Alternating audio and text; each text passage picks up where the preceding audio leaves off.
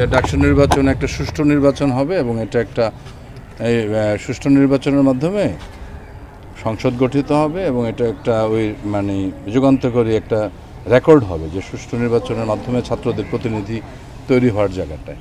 তো এই জায়গাটা আজকে আমার অনুষদে যে জিনিসটি ঘটে গেছে এটা তো একেবারেই আনএক্সপেক্টেড, কোনোভাবেই এটা কাম্য না। আমি বাইরে ছিলাম, কেবল এসে মাত্রই আপনাদের উপস্থিতিতেই আমি সরেজমিনে এসে পর্যবেক্ষণ করলাম। অলরেডি এই জিনিসটা আমরা প্রক্টরিয়াল বডিকে জানিয়েছি।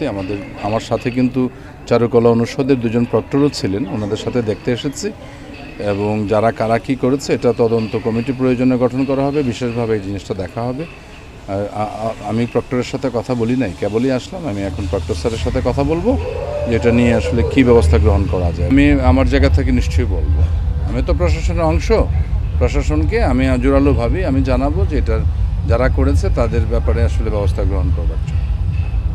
আগের যে ঘটনা ঘটেছিল সেই জিনিসগুলো তো ওই তদন্ত হয়েছে, কিংবা সেটা যে আসামি ওই সামাজিক যোগাযোগ মাধ্যমে আমরা দেখেছি যে ওই যে আগুন লাগিয়েছিল তাকে তো আর খুঁজে পাওয়া যায় না, আমরা শুনেছি সে নাকি দেশ থেকেই চলে গেছে, এরকম একটা ব্যাপার। তো আর এইটা তো কারা করেছে কি না আমি কেবলই আসলাম, যে কারণে আমার কাছে তো আর এখনও পর্যন্ত আমি কোনো জানি না মানে আসলে কারা কিভাবে করেছে, আমাদের ছাত্ররা কিনা বাইরের কিনা, কিংবা এক কথায় তো বিশ্ববিদ্যালয়ের ছাত্ররাই করেছে কিনা, কিংবা বাইরে কাউকে দিয়ে করিয়েছে নাকি, এটা দেখতে হবে, সময় লাগবে, এটা জানানো যাবে। সবগুলো সচ্ছল মানে আছে কিনা সেটাও আমি জানছি, কারণ অনেকগুলো ক্যামেরা অনেক সময় নষ্ট হয়ে যায়। এটা যে আমি ইলেকট্রিশিয়ানকে ডাকছি, তারপর আমি দেখে বলবো। আমাদের তো হাজারো লিমিটেশনস আছেই, মানে আমাদের অনেকগুলো ক্যামেরা আছে, সবগুলো ক্যামেরা সবসময় যে কাজ করে তা না। দেখা গেছে যে ইলেকট্রনিক একটা জিনিস তো নষ্ট হয়ে গেছে, কিংবা সারাতে একদিন দুই দিন সময় লেগে যাচ্ছে। তো আমি আশা করি দেখি এখন আমার জানতে হবে যে এই ক্যামেরাটা আসলে সচল কি না, এটাও জানতে হবে।